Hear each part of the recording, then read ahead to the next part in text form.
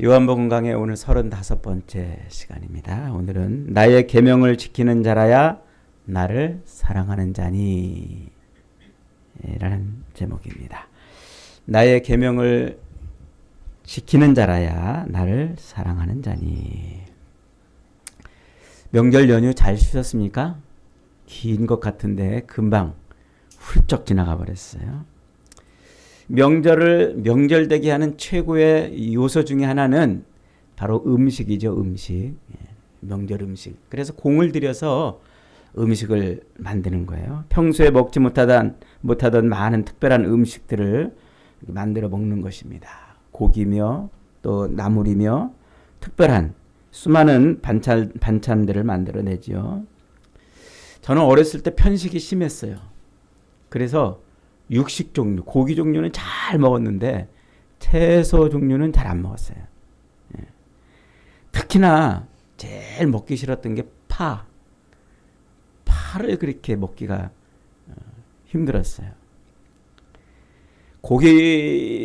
고기국에다가 파를 집어넣으면은 얼마나 그 먹기가 힘든지. 요즘에는 뭐 설렁탕에다가 막 파를 잔뜩 집어넣어서 먹습니다만 어렸을 때는 그게 참 안 되더라고요. 그래서 그냥 고기 한 점만 줘도 밥 한 그릇을 뚝딱 먹을 수 있는데 어머니가 이 고기를 넣어가지고 이것저것 넣어가지고 아주 푹 끓인 국에다가 파를 탁 넣으시고 몸에 좋으니까 먹으라 그러면 기분이 잡쳤어요. 명절 기분이 안 났어요. 고문 같은 그런 시간을 보내기도 했습니다. 어릴 때 그 기억 때문에 저는 밥 먹을 때마다 이런 생각을 해봤어요. 도대체 밥은 무엇을 먹기 위해서 먹는 것인가? 반찬을 먹기 위해서 밥을 먹나? 아니면 밥을 먹기 위해서 반찬을 먹나? 여러분도 이런 생각 해보셨나요? 저만 이런 생각 하나요? 밥을 먹기 위해서 반찬을 먹습니까? 아니면 반찬을 먹기 위해서 밥을 먹습니까? 밥을 먹기 위해서. 사실 이 질문은 하나만 해요. 왜냐하면 밥도 먹고 반찬도 먹고 그래야 좋은 것 아니겠어요? 이것저것이든 다 골고루 먹어야 그래야 좋은 거죠. 그러니까 밥을 더 잘 먹기 위해서 반찬을 여러 개를 만들어 놓고 그 여러 개 반찬을 먹을 때 밥이 잘 들어가는 거예요. 또 그렇게 밥을 먹어야 그래야 그 반찬들이 또 맛이 있어요. 그래서 골고루 밥을 잘 먹기 위해서 골고루 반찬들을 만들어 놓고 여러 반찬들을 공들여 만들어 놓는 거예요. 그렇게 해서 만들어 놓은 반찬들을 먹을 때 밥 한 그릇이 쑥 들어가고 꿀맛 같다 이렇게 말을 하는 것이죠. 우리나라는 재미있게도요. 그 반찬들, 그 많은 반찬들과 밥을 한꺼번에 넣어가지고 먹는 그런 음식이 있어요. 뭐죠? 비빔밥. 그래서 비빔밥은 세계 최고의 음식이에요. 그래서 세계 그 내노라 하는 이 음식 평론가들이요. 세계 최고의 음식 중에 하나가 이 비빔밥이래요. 거기에는 철학도 있고 문화도 있고 아주 대단히 아주 중요한 의미가 있는 그런 음식이라고 그러죠. 우리나라에 비빔밥이 있다면 서양에는 뭐가 있을까요? 햄버거가 있어요. 햄버거. 빵 속에다가 채소도 넣고 고기도 넣고 거기다가 이것저것 넣어가지고 밥을 먹는 것이죠. 양쪽에 빵을 벌려놓고 한쪽에는 양상추도 넣고 채소도 넣고 토마토도 넣고 그리고 또 한쪽에는 고기를 넣어가지고 탁 붙여가지고 그것을 이제 소스와 함께 먹는 겁니다. 야, 그럴 때 그 햄버거는 고기와 채소를 먹기 위한 겁니까? 아니면 빵을 먹기 위한 겁니까? 뭘 먹으려고 도대체 그렇게 만들어 먹는 거죠? 미국에서 가장 인기가 높은 햄버거 중에 하나가 이 캘리포니아 주에만 있다는 인앤아웃 햄버거래요. 인앤아웃. 그 인앤아웃 햄버거가 아주 유명한 이유는요. 요한복음 3장 16절을 모토로 하나님이 세상을 이처럼 사랑하사 독생자를 주셨으니 이는 저를 믿는 자마다 멸망치 않고 영생을 얻게 하려 하심이라. 요 구절을 모토로 삼아서 회사에 기업을 운영하는 거예요. 그래서 복음을 전파하는죠. 그 햄버거가 그런 걸로도 유명하지만 진짜 햄버거가 사람들에게 인기가 있는 이유는요. 모든 재료가 신선하기 때문에 그렇다는 거예요. 신선하기 때문에. 그래서 빵도 매장에서 직접 구워내고 고기도 냉장고에 넣었다가 쓰는 게 아니라 그 생고기 자체를 직접 거기서 다져가지고 그걸 칙 이렇게 구워가지고 사용하고 그리고 그 속에 들어가는 채소도 냉장고에 보관했다 꺼내는 게 아니라 직접 신선한 상태로 토마토도 바로 고객들이 보는 앞에서 쏙쏙쏙 썰어가지고 탁 넣어주고 양파도 거기다 이렇게 바로 손질해가지고 썰어 넣어주고 말이죠. 감자튀김도요. 이따만한 감자 한 덩어리를 기계에다 딱 넣어가지고 샥 잡아당기면 감자가 샥 갈라져가지고 바로 그 튀김 기름 속으로 들어가서 칙 그래서 탁 나온대요. 그러니까 모든 재료를 신선하게 냉장고에 넣었다가 이렇게 하는 게 아니고 신선하게 하는 게 그 햄버거의 그 특징이잖아요. 그래서 그 햄버거는 다른 지역으로 이렇게 매장을 내주지 않는데요. 왜냐하면 그런 조리 비법, 신선함을 유지하기 위한 방법이 안 된다고 그러죠. 그래서 세계 여러 나라에서 그 햄버거를 체인점을 내려고 그러는데 안 내줬다는 얘기죠. 침 나오려고 그럽니까? 여러분 저는 지금 음식 얘기를 하려고 그러는 게 아니라 오늘 이 본문을 가지고 설교를 지금 하려고 그러는 겁니다. 오늘 이 본문이 바로 햄버거 구조라는 거예요. 햄버거 구조.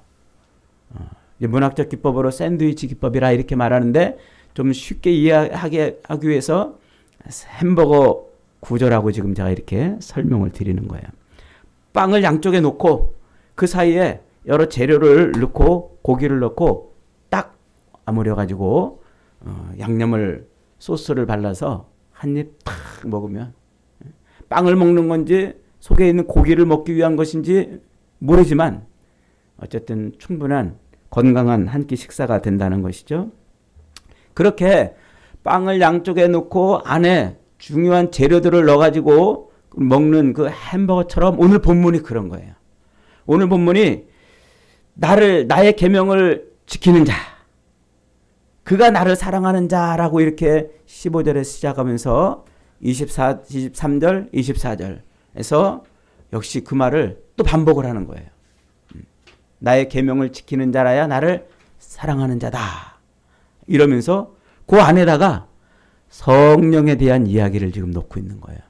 아니 갑자기 나를 사랑하는 자, 나의 계명을 지키는 자가 나를 사랑하는 자라고 이렇게 말씀하시고 그리고 마지막도 그렇게 마무리하면서 왜 중간에 엉뚱한 얘기, 성령이라는 얘기를 지금 하고 있는 걸까요? 무슨 얘기를 지금 하고 싶은 걸까요? 15절은 이렇게 시작합니다.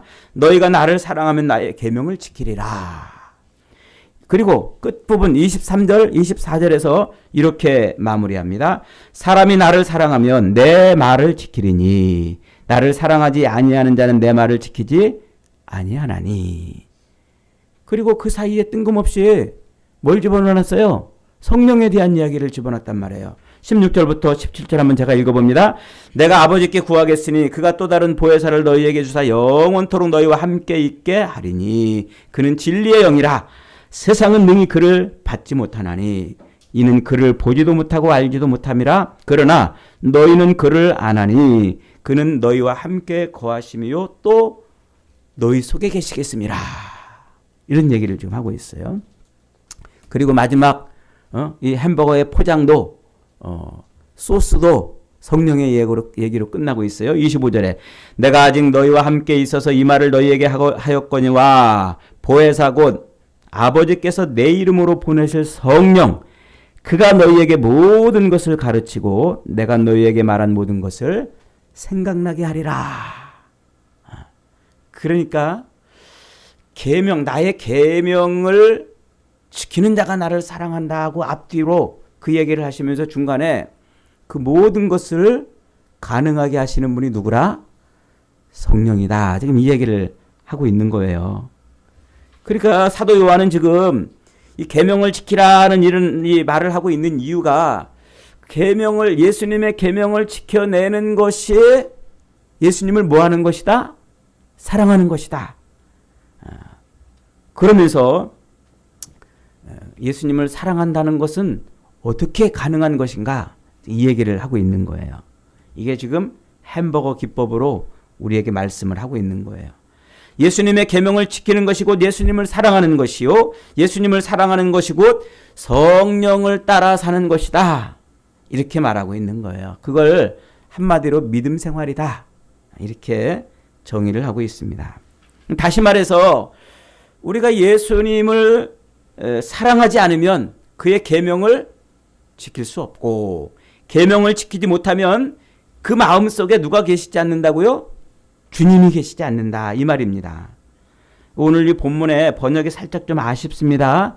계명을 지키라고 이렇게 지금 말씀을 하고 있는데 여기서 지키라는 말은 테레오라는 말인데 이것은 방어하다, 지킨다, 수비한다 이런 의미가 아니에요. 우리말로 지킨다 그러니까 이것을 꼭 지켜내는 것처럼 이해가 되지만 이것은 계명을 지키라 이 말은 받아들이라, 수납하라 이 말이에요. 조금 더 적극적으로 표현한다면 믿으라 이 말이에요. 그러니까 나의 계명을 수납해라, 나의 계명을 받아들이라 이 말입니다. 그러니까 예수님을 사랑한다면 너 정말 예수님 사랑하니? 당신 정말 예수님 사랑하십니까? 그러면 뭐 하라는 거예요? 예수님의 계명을 뭐 하라? 받아들이라, 수납해라 이런 의미예요. 그래야 예수님의 계명을 받아들이고 수납을 해야 그래야 누가? 성령이 우리 마음속에 들어오신다 이 말입니다. 그러니까 성령이 우리 마음속에 들어오시려면 우리는 예수님의 계명을 받아들이는 거예요.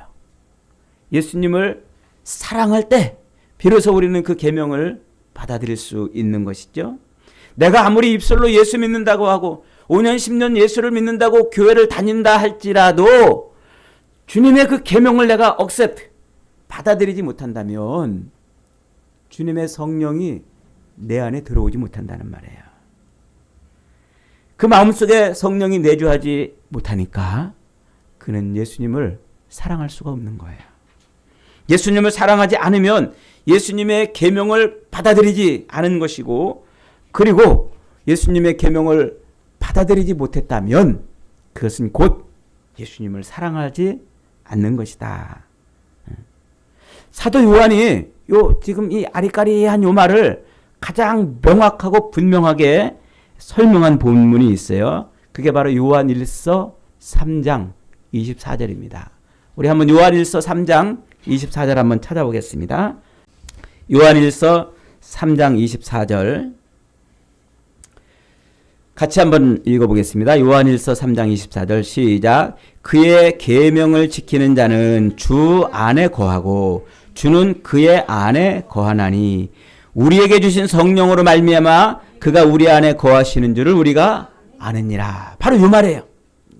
지금 요한복음 14장에 있는 이 말씀을 사도 요한이 요한일서 3장 24절에서 정확하게 다시 설명을 해주고 있습니다. 이 구절에서 가장 중요한 단어가 뭐냐면 안에 거한다 이 말이에요. 안에 거한다. 예수님께서 하나님 안에 거하고 하나님이 예수님 안에 거하듯 우리가 그렇게 예수님 안에 거하고 예수님도 우리 안에 거한다 이 말이에요. 서로 안에 거하는 것. 이것이 오늘 본문 14장 24절 오늘 본문 14장 24절 한번 같이 읽어봅니다. 시작. 그날에는 내가 아버지 안에 너희가 내 안에 내가 너희 안에 있는 것을 너희가 알리라. 이게 똑같은 말이에요. 어떻게 하나님이 예수님 안에 들어갈 수 있을까요? 어떻게 예수님이 하나님 아버지 안에 들어갈 수 있을까요? 어떻게 우리가 예수님 안에 들어갈 수 있고 예수님이 어떻게 우리 안에 들어올 수 있을까요? 그것을 이해한다면 기독교 신앙을 제대로 이해하는 거예요. 사실 우리가 기독교를 이해할 때 세상의 수많은 종교들처럼 그저 어떤 그 신 앞에 나가서 비나이다 내 이 세상을 살아가는 인생에 뭔가 도움을 얻는 것이라고 이렇게 여기고 있다면 그것은 기독교가 아니에요. 샤머니즘이에요. 우상숭배예요. 그건. 지금껏 여러분에게 여러 각도에서 저는 이것을 줄기차게 설명해 드렸습니다. 이게 성경이 말하고 있는 거예요.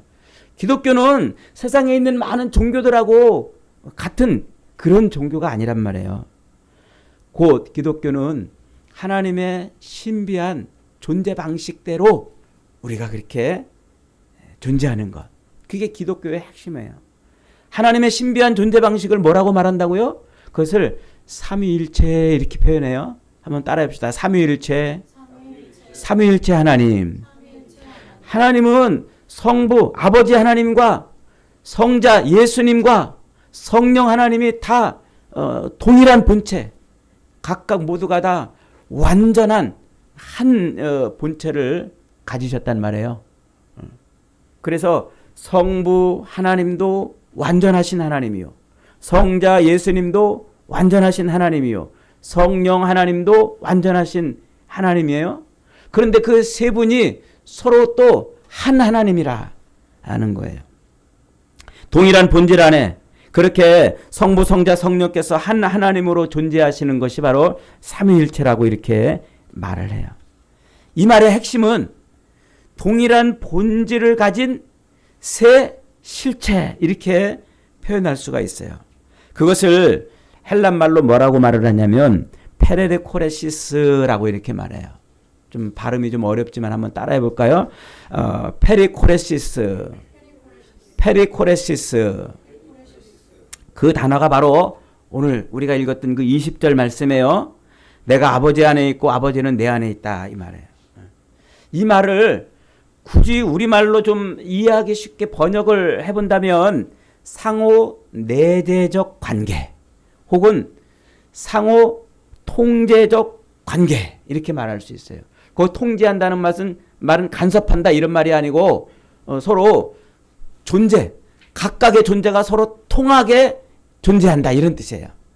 이게 상호 통제적 관계라는 거예요. 그러니까 서로에게 침투해서 서로 안에 들어가서 서로를 연결해서 서로가 그렇게 존재하는 거예요. 그러니까 삼위 하나님께서 각각 완전하신 하나님의 본질과 완전하신 하나님의 속성들을 충분히 다 소유하셨음에도 불구하고 그 삼위 하나님이 서로와 서로가 그렇게 하나 되어 있는 거예요. 무엇으로 하나 되어 있을까요? 사랑으로 하나 되어 있어요. 그래서 삼위일체를 제가 지난번 창세기 1장 강의할 때 여러분에게 한번 설명드렸어요. 새벽 묵상, 말씀 묵상, 창세기 1장 강의를 한번 다시 들여다 보시길 바랍니다.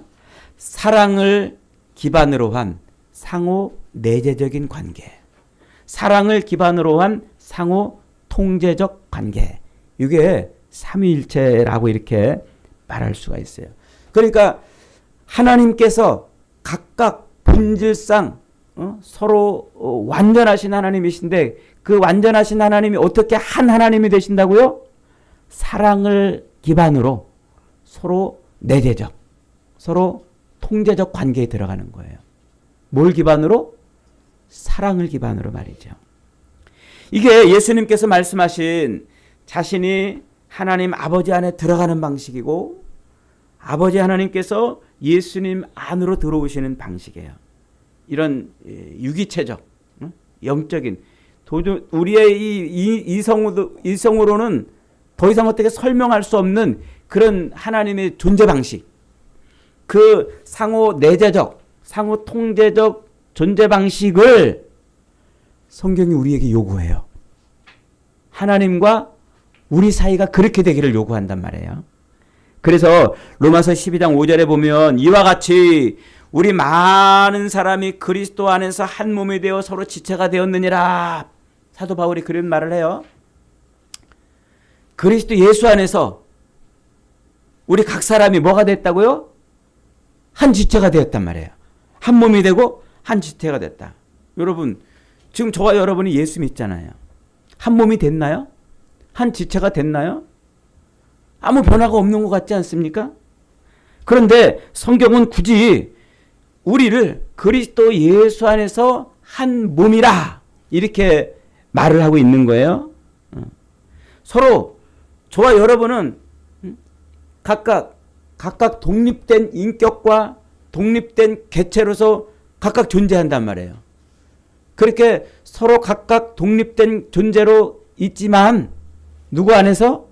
예수 그리스도 안에서 한 몸이 되었다. 이렇게 지금 말하고 있는 것이죠. 이게 하나님의 존재 방식인 삼위일체 방식의 그런 모습인 거예요. 그러니까 저와 여러분이 그리스도 예수 안에서 한 지체가 되어 있는 거예요. 그래서 에베소서에서 사도 바울은 우리를 교회를 몸에다가 비유해서 설명을 하고 있지 않습니까? 마찬가지로 언젠가 우리 성도들의 뜻도 하나님과 같은 그런 모습으로 우리가 변화되고 우리도 하나님 안에 들어가는 그런 모습을 이루는 그 상태가 그게 뭐라고요? 그게 완전한 구원이라 이렇게 말을 하고 있는 거예요. 그래서 우리 아담의 타락 이후에 죄밖에 지을 줄 모르고 자기 욕망과 욕심을 채우려고 몸부림치는 그런 인생이 아버지 하나님이 가지고 계신 그 성품, 그 속성대로 우리도 그렇게 변해가는 것, 그런 관계로 들어가는 것, 우리가 하나님 안에 들어가는 것이에요. 이 부부 일심동체 같은 그런 의미죠. 언제 그렇게 되는 것일까요? 그게 바로 예수님의 계명을 억셉트, 받아들일 때. 그때 우리는 비로소 하나님의 존재 방식인 삼위일체 방식처럼 사랑을 기반으로 한 그런 관계로 존재하게 된다 이러는 거예요. 그러니까 우리가 신앙생활하면서 우리 성도들이 다다라야 될, 우리가 도착해야 될, 올라가야 될 그런 상호 통제의 완성 지점이 어디입니까? 그것은 곧 예수님의 계명을 받아들여 내 속에 성령이 들어와 계시도록 하는 것입니다. 곧 죄로 더러워진 우리의 본래적인 모습, 날 때부터 죄인인 우리의 본성이 하나님의 뜻과 성품과 능력으로 가득 채워져서 하나님과 교제, 교통하는 그런 관계가 되는 거예요. 이를 위해서 우리의 옛사람인 옛 자아를 부인하고 우리의 옛 정욕을 죽여내는 일, 그런 일을 하는 것입니다. 그러니까 우리 성도가 예수를 믿으면서 우리가 이 땅에서 해야 될 가장 중요한 일은 복달라고 비나이다 하는 것이 아니고 우리의 그 죄로 더러워지고 죄로 망가져 있는 이 옛 속성, 옛 성품, 옛 사람을 비워내고 죽여내는 일이라는 거예요. 이게 가능해야 우리는 하나님과 교통하는 관계가 되는 거예요. 아담을 그렇게 처음 만들어서 하나님이 아담과 하와와 그렇게 에덴 동산에서 교통하는 상태가 되었었는데 그들이 죄를 범함으로 하나님에게서 떨어져 나갔잖아요. 하나님의 속성에 근접할 수 없는 거예요. 하나님의 성품에 다가갈 수 없는 거예요. 죄로 말미암아 하나님의 곁에 갈 수 없는 존재가 됐어요. 그들을 다시 그 죄, 망가져 있는 그 인간의 그 옛 본성, 죄로 오염돼 가지고 더러워진 그 옛 본성을 뭐 해야 돼요? 다시 드러내고 그리고 하나님의 영이 우리 안에 들어와야, 그래야 하나님과 우리는 교통하는 관계가 되는 것이에요. 그러니까 우리 성도들이 이 땅에서 해야 될 유일한 일은 뭡니까? 내 안에 남아있는 죄로 말미암아 오염되고 타락돼서 나밖에 모르고 욕망과 욕심을 채우려고 몸부림치는 우리의 옛 아담 안에서 죽어버린 이 옛 삶을 버리는 거예요. 옛 성품을 끊어내는 거예요. 옛 사람을 죽여내는 것밖에 없습니다. 그게 성도가 이 땅에서 이루어야 될 가장 중요한 일이에요. 그걸 가능하게 해주는 게 뭐라고요? 그걸 가능하게 해주는 게 십자가라는 거예요. 예수 그리스도께서 이 땅에 오셔서 자기를 죽여서 십자가의 사역을 완성해 내신 이유가 바로 그거예요. 그 십자가 사건이 우리를 그 죄에서 건져내고 타락과 욕망과 욕심으로 가득 찬 우리의 옛 본성을 죽여내는 그런 수단이란 말이죠. 예수님은 상호 통제적 관계에 있는 그 하나님 아버지, 그 하나님 아버지의 그 뜻에 우리를 구원해 내시기 위해서 아들을 죽이시겠다고 하신 그 하나님 아버지의 뜻에 예수님은 스스로 순종을 해내셨어요. 그 아버지의 뜻을 고스란히 다 이해하고 그것을 순종으로, 그래서 예수님은 하늘 보좌를 버리고 이 땅에 육신을 입고 오신 거예요. 그리고 십자가를 짊어지시기 위해 그 사역을, 삶을 살아내신 거예요.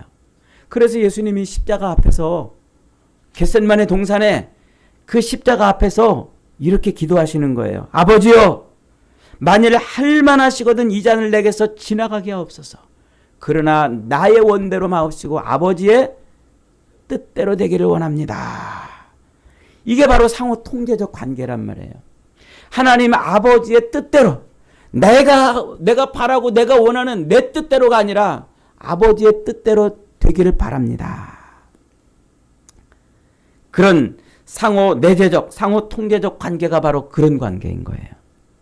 자기의 욕망과 욕심과 탐욕에 빠져서 자아 숭배에 빠져서 자기를 사랑하고 자기 뜻을 관철시키려고, 그렇게 상대방에게 내 뜻을 관철시키려고 몸부림치는 그 죄인된 삶을 사는 것이 아니고 사랑을 기반으로 해서 나를 죽여내는 삶, 그것이 상호 내재적, 상호 통제적 관계이죠. 그것을 예수님은 십자가에서 이루어내신 겁니다. 십자가에서. 그래서 예수님은 하나님 아버지의 그 뜻, 아들을 죽여서 죄인을 살려내시는 그 뜻을 따라서 육신을 입고 이 땅에 오시고 기꺼이 십자가를 짊어지신 거예요. 그래서 예수님은 제자들에게 이렇게 말씀하시죠. 아무든지 나를 따라오려거든 자기를 부인하고 자기 십자가를 지고 나를 좇을 것이니라. 누구든지 자기 목숨을 구원하고자 하면 잃을 것이요 누구든지 나를 위해서 자기 목숨을 버리면 찾으리라. 그렇게 말씀을 하시는 거예요. 이 말을 다르게 표현한 말이 우리가 이제 읽어보겠습니다만 15장 10절에 가면은 이렇게 표현합니다. 제가 한번 읽어봅니다. 내가 아버지의 계명을 지켜 그의 사랑 안에 거하는 것 같이 너희도 내 계명을 지키면 내 사랑 안에 거하리라. 예수님이 지금 뭐라고 말씀하시는 거예요? 내가 아버지의 계명을 지켜서 아버지의 사랑 안에 거하는 것 같이 너희도 내 계명을 지키면 내 사랑 안에 거하리라. 동일한 하나님의 존재 방식대로 우리가 그렇게 하나님 안에 들어갈 수 있다는 것이죠. 이것이 바로 오늘 본문에서 빵을 이루는 너희가 나를 사랑하면 나의 계명을 지키리라 이 말씀이에요. 그것을 아까 읽은 요한일서 3장 24절에서는 그의 계명을 지키는 자는 주 안에 거하고 주는 그의 안에 거하시나니 우리에게 주신 성령으로 말미암아 그가 우리 안에 거하시는 줄을 우리가 아느니라. 뭘로 안단 말이에요? 예수님이 내 안에 들어오신 걸 뭘로 안단 말이에요? 성령으로 안단 말이에요. 성령으로. 그래서 우리가 주님을 사랑하게 되면 그분의 말을 듣는 자가 되고 그분의 말에 전적으로 동의하고 순종하게 되면 예수님이 내 안에 들어와 계시는 것이에요. 그리고 그 예수님이 내 안에 들어오시는 것을 가능하게 해주시는 분이 바로 성령 하나님이라는 것이죠. 여러분, 그렇다면 우리 죄인들은 어떻게 하나님 안에, 어떻게 하나님의 뜻에 맞는 삶을 살아낼 수 있을까요? 어떻게 우리는 하나님의 계명을 지켜낼 수 있을까요? 하나님께서 이스라엘 백성들에게 나의 계명을 지키라, 나의 계명을 지키라 그러면서 율법을 주셨어요. 수많은 율법을 주셨어요. 그런데 이스라엘 백성들이 그 계명을 지켰습니까? 이루어냈습니까? 그 계명을 성실하게 다 지켰습니까? 지키지 못했어요. 그래서 하나님께서는 글자로 된 돌비에 새겨놓으신 그 계명을 지키는 것을 방식을 바꿔서요. 새로운 방식으로 우리에게 계명을 주셔요. 그 계명이 뭡니까? 예레미야 31장에 보면 이렇게 표현하고 있어요. 그러나 그날 후에 내가 이스라엘 집과 맺을 언약은 이러하니 곧 내가 나의 법을 그들 속에 두며 그들의 마음에 기록하여 나는 그들의 하나님이 되고 그들은 내 백성이 될 것이다. 돌판에 새겨놓았던 하나님의 계명을 어디다 새겨놓으신다고요? 인간의 마음에, 죄인들의 마음에 하나님이 계명을 새기시는 거예요. 그래서 그 계명이 우리 안에 들어오게 되는 겁니다. 계명이 들어오면 우리는 하나님의 계명을 뭐 할 수 있는 자? 지킬 수 있는 자. 돌판에 새겨진 그 계명을 지키려고 몸부림쳐도 지킬 수 없었는데 우리 마음판 안에 그 계명이 새겨지면 하나님의 계명을 지키게 되는 것입니다. 그 계명을 우리 마음판 안에 새기시는 방식, 어떤 방식으로 우리 마음에 새겨주실까요? 돌에 새기듯이 레이저를 쏴가지고 우리 마음에 하나님의 계명을 새기는 것일까요? 하나님의 계명은 어떻게 새기냐면 그의 아들을 이 땅에 보내셔서 십자가에 매달아 죽이시고 그 십자가에 매달아 죽이신 그 아들, 그 예수를 믿을 때 그때 내 안에 성령을 넣어주셔서 그 성령이 내 안에 하나님의 계명을 새기시는 거예요. 이게 하나님의 방식이란 말이죠. 이게 바로 우리를 구원하시는 하나님의 독특한 방식이신 거예요. 그래서 예수 그리스도를 십자가에 매달려 죽으시고 부활하신 그 예수 그리스도를 나의 구주로 아멘 믿을 때, 그분을 나의 그리스도로 나의 주로 아멘하고 믿을 때 내 입을 벌려서 믿습니다 라고 고백할 때 그때 내 안에 누가 들어오신단 말이에요? 성령이 들어오신단 말이에요. 그것을 상징적으로 보여주는 사건이 뭐라고 그랬어요? 진흙덩어리로 아담을 만들어서 하나님이 그 속에 후 하고 생명을 불어넣으셨잖아요. 그랬는데 아담이 죄를 지어가지고 하나님의 영이 그들에게서 떠나버렸어요. 죽어버린 자가 됐다는 거예요.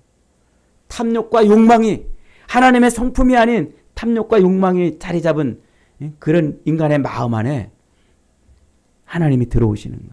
그게 예수 그리스도를 십자가에 매달아 죽이시고 그것을 믿는 자에게 들어오시는 거예요. 그래서 상징적으로 예수님께서 부활하신 다음에 요한복음 20장에 가면은 제자들에게 부활하셔서 나타나셔서 제자들에게 뭐라고 말씀하시냐면 내가 부활한 것을 보여주시면서 성령을 받아라 그러면서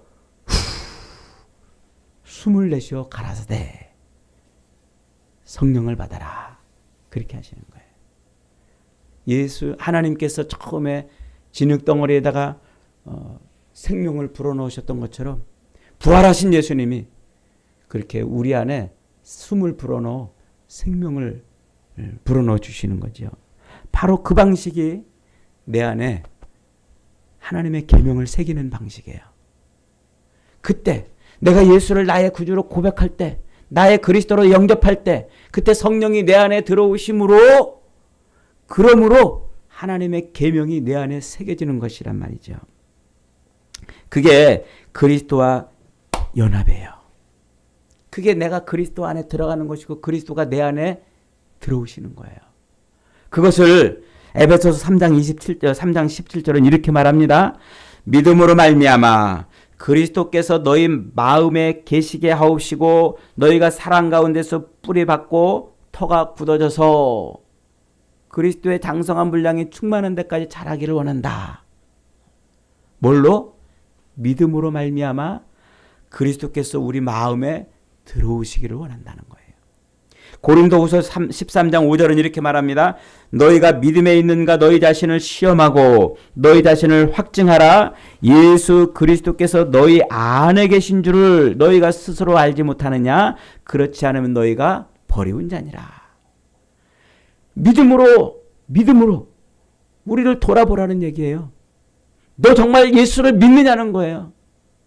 예수를 믿음으로, 예수를 나의 주요 나의 그리스도로 진짜 믿느냔 말이에요. 믿으면 내 안에 누가? 예수의 영, 성령이 들어와서 우리로 하여금 구원받은 자가 되게 하시는데, 안 믿으면 내가 입술로 아무리 예수를 믿는다고 말해도 내 안에 성령이 들어와 계시지 않으면 믿는 자가 아니란 말이죠. 믿는 자가. 이렇게 성도와 하나님의 상호 통제는 믿음에 의한 예수 그리스도와의 연합을 말하는 거예요.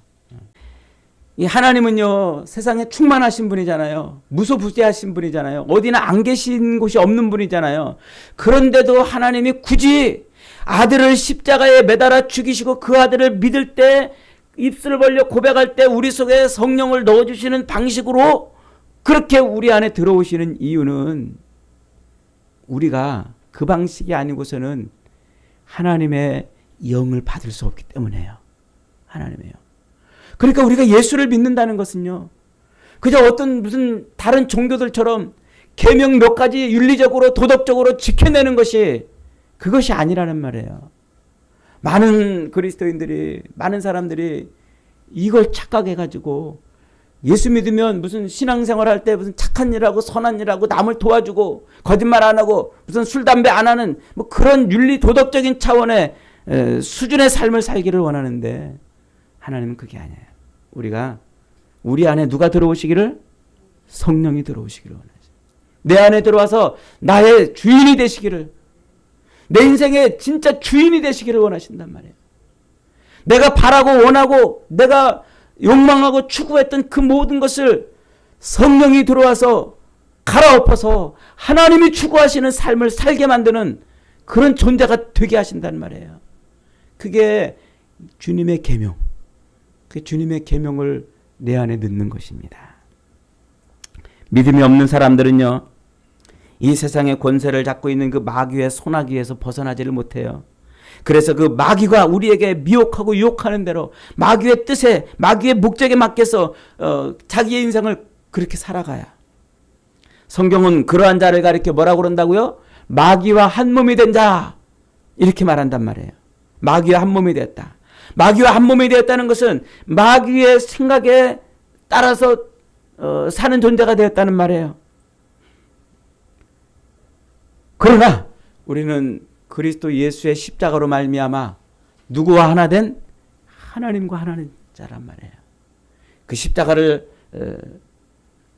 나를 구원하시기 위해서 하나님이 행하신 그 놀라운 사랑이라는 것을 믿고 아멘하면 내 안에 성령이 들어와서 나로 하여금 하나님의 계명을 따라 사는 그런 삶을 살게 만들어 주시는 것이죠. 그래서 주님이 지금 말씀하시는 거예요. 나의 계명을 지키는 자가 나를 사랑하리라. 나의 계명이 뭡니까? 하나님이 돌판에 새겨놨던 그 하나님의 계명을 우리의 마음판 안에 새기시는 방식, 곧 십자가에 죽으시는 그 방식으로 우리를 살리시려고 하셨다는 것이 바로 주님의 계명인 거예요. 우리가 주님의 계명을 거짓말 안 하는 것, 이웃을 사랑하는 것, 그런 윤리적이고 도덕적인 그런 측면에서 이해한다면 우리는 도무지 신앙생활을 할 수가 없어요. 하나님이 원하시는 그런 신앙생활을 할 수가 없어요. 기독교는 그런 종교적 계명을 지켜서 윤리 도덕을 추구하는 종교가 아닙니다. 아담의 타락 이후에 인간은 완전히 부패했고 완전히 타락했고 완전히 무기력한, 완전히 패역한 자가 되었잖아요. 우리가 아무리 예수를 믿는다고 해도 내 안에 예수께서 들어오시지 않으면 패역하고 타락한 존재가 어떻게 하나님의 계명을 지켜낼 수 있겠냔 말이죠. 오직 내 안에 그리스도가 들어와야 돼요. 예수님이 들어와야 된단 말이에요. 성령이 들어와야 된단 말이에요. 그래서 주님이 지금 계명, 주님의 계명, 돌판에 새기는 것이 아닌 십자가를 통해서 우리 안에 새기시는 그 계명, 그 계명을 따를 때, 그것을 accept, 그것을 받아들일 때, 그것을 지킬 때, 그때 내 안에 성령이 들어오신다 말씀하는 거예요.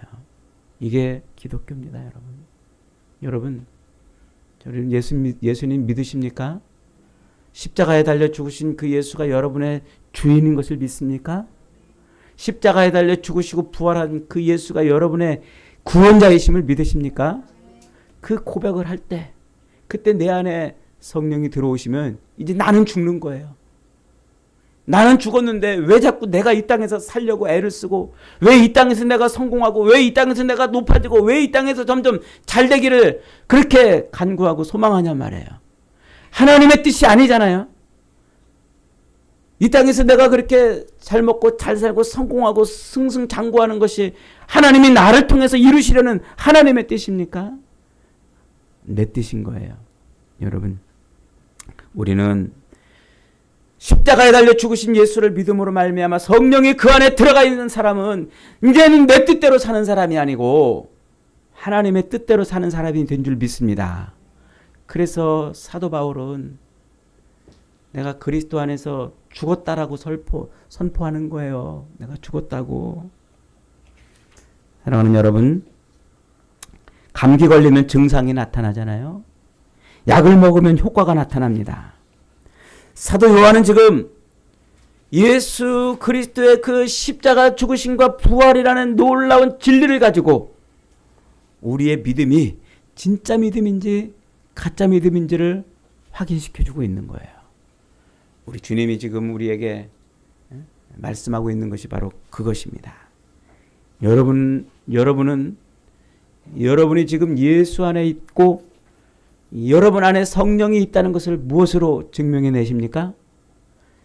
여러분의 인생의 주인이 예수로 바뀌었다는 것을 여러분은 무엇으로 증명해 내고 계십니까?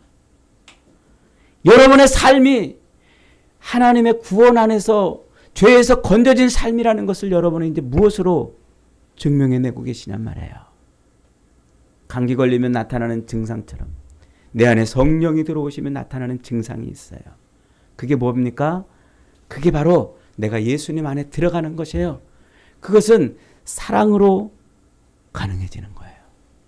그래서 삼위일체 하나님이 하나가 되는 방식이 사랑을 기반으로 한 상호 내재적, 상호 통제적 관계라고 그랬잖아요. 그래서 그의 모든 것이 다 사랑으로 나타나요. 그래서 하나님은 사랑이시라 이렇게 말하는 거예요. 우리 안에 예수가 들어오시고 우리 안에 성령이 들어오셔서 우리가 예수님과 그렇게 상호 통제적 내재적 관계로 바뀌었다면 우리의 삶은 이제 사랑으로 나타나는 거예요. 사랑으로. 그래서 자꾸 이웃을 사랑하라, 하나님을 사랑하라, 사랑하라고 지금 말을 하는 것이죠. 그래서 요한일서 3장 16절 19절에서 이렇게 말해요. 그가 우리를 위하여 목숨을 버리셨으니 우리가 이로써 사랑을 알고 우리도 형제를 위하여 목숨을 버리는 것이 마땅하도다. 누가 이 세상의 재물을 가지고 형제의 궁핍함을 보고도 도와줄 마음을 닫으면 하나님의 사랑이 어찌 그 속에 거하겠느냐. 자녀들아, 우리가 말과 혀로만 사랑하지 말고 행함과 진실함으로 하자.